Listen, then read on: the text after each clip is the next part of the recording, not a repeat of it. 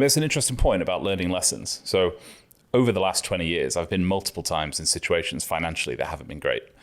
And so we would assume I would learn my lessons.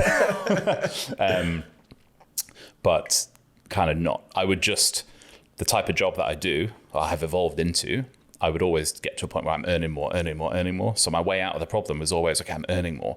But then obviously, as you move through life and the type of jobs you do, the amount you can jump starts to reduce, like how much more I can earn in a traditional job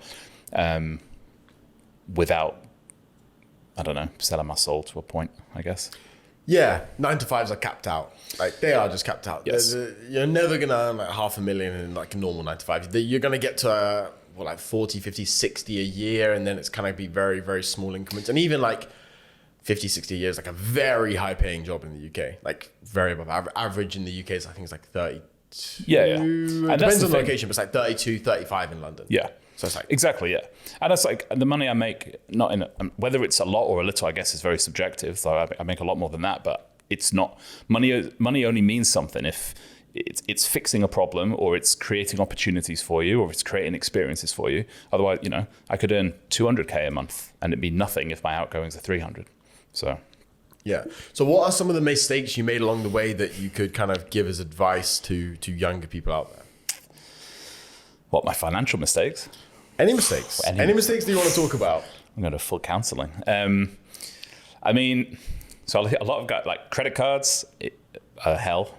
Like if you're not making silly money and you can use credit and leverage credit to your advantage, a lot of people go down that road. It's like, oh, I can deal with this and I'll fix the problem tomorrow. And people get into this mindset of, well, I'll just do that because it's only a couple of hundred, or it's only this, it's only that. The stuff, this system, the way all this stuff works, and I don't mean it from a conspiratorial matrix perspective, just in general, like these things are made to make other companies money. The money is not there for you to benefit. So I think for me, the naivety when I was younger of just splash it out. I have some stupid stories, man. Like when I was young, when I was about 20, so I'd run out of money, and the job I was in, I'd get to travel, and we used to be able to get like cash advances. So what I would do is I'd get a cash advance for travel with work, get a Happy Meal, pocket the rest of the money, and I'd always plan my travel near the end of the month because I have no money left. And then when I'd run out of money, you used to be able to pay, this is how old I am, you used to be able to pay for takeaways with a check. And so we used to order food and pay with checks, knowing they would bounce, but kind of thinking, it's a fucking pizza, like how much does it matter? But then one time the guy turned up after like 200 quid's worth of bounce checks, banging on the door for all the food that I'd been ordering from him. It's just dumb shit, man. Like when I was your age, not in a patronizing way, I don't know I'm older or like that. Obviously you've achieved so much. And it's like, it's really interesting interacting with people half my age or nearly half my age, and thinking what I was doing at 23 is it's not even, you can't articulate how much of a waste it was in many ways. Yes, there's experience that comes with it. But yeah, so like just dumb shit. Never had anything to show for the money.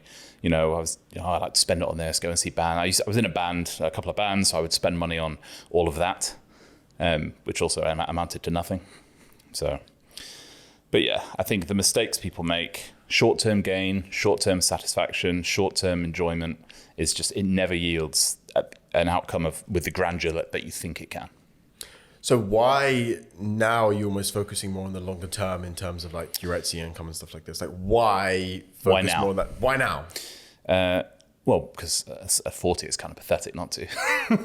But partly because the situation got bad, and partly because I reached a point where I want to take more control of my life. So I don't mind saying, I've kind of just floated through life.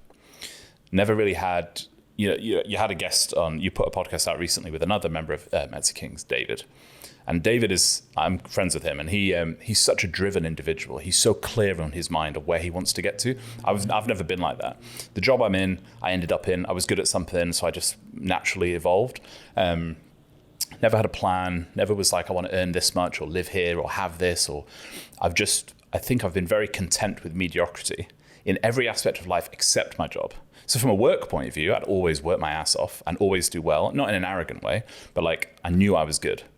But every aspect of my life, it was just mediocrity without realizing that I was accepting mediocrity. And then as I've got older, I think it's more of how do I take control? Like I want to steer it now.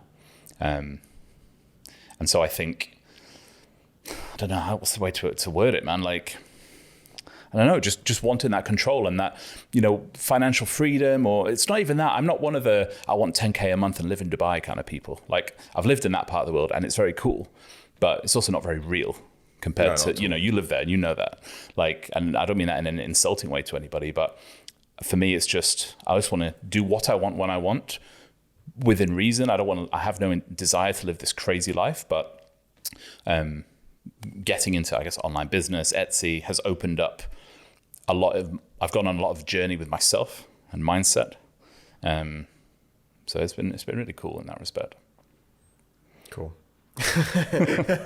Yeah, you've had a super interesting story, and I think it is very interesting where kind of people that are older decide to make that change and kind of go down the path of like actually improving their life. And yeah, like the floating along kind of thing is like, that happens to so many people. Even I kind of felt to a certain degree like that could have happened to me, like just an extra few years in my 9 to 5, then it would have been like an extra few years, and then you kind of just get past and you get by, and you're constantly like somewhat satisfied just enough to keep you in the job and keep you along that path, and not so unhappy and so dissatisfied that you actually decide to make a change. Life wasn't shit, so it was just okay. It was okay. It's okay. It's above average. Anyone I know was making less money than me, so in my mind I think, okay, well, I'm doing okay. But it's only when you start to broaden your horizon, broaden your views, and expose yourself to other people's lives and lifestyles, and whether it's you, whether it's your business partner Hassan, whether it's whoever, just people who are young and have this drive. It's like there definitely seems to have been a shift. And I don't know if it's just the internet is letting me see that, but I don't know if in the last 5 years or so, there's been a disproportionate shift of like pretty young guys just hungry as fuck to like more. You've spoken about your end goal 50 years from now, what that goal is.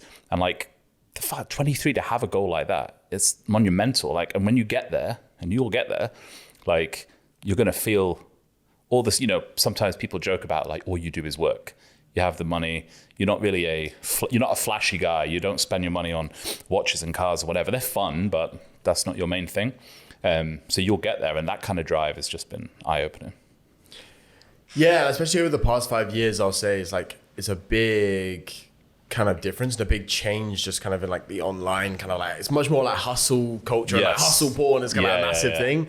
Whereas like previously, I suppose, even when I was like really young, like that was just not a thing that did not exist. And you kind of go more down that, and then you're in the kind of bubble of just, that is everything that is like, and then Twitter's full of it, YouTube's full of it. It's just constantly pushed now.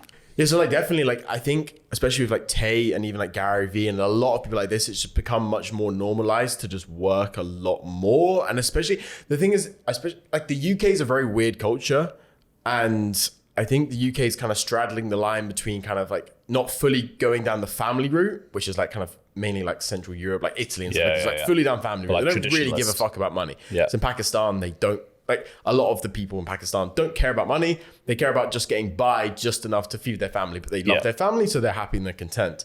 Whereas the US is just pure capitalism for the most part. They don't really care about family. So like, they're just pure money based. Whereas the UK is kind of a weird line, and it's very interesting because obviously you and I are both now kind of in the money Twitter and the money sphere bubble, believing that everyone else kind of believes that type of thing. It's like, I've caught myself saying stupid things recently. It's like, everyone has a Rolex. Like, or like that's a cheap Rolex. It's like things like this. The other day you said supercars are cheap.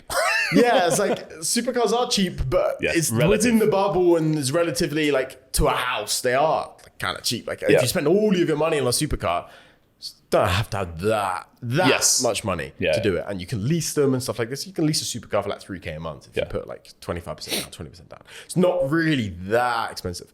So it's like a very interesting bubble, and it's definitely a massive shift. And it's much more open to every single person ever. It's like, it's accessible. Like 20 years ago, you couldn't have made money online to the scale or to the accessibility that everyone has access to it now. So it's a very, very interesting thing.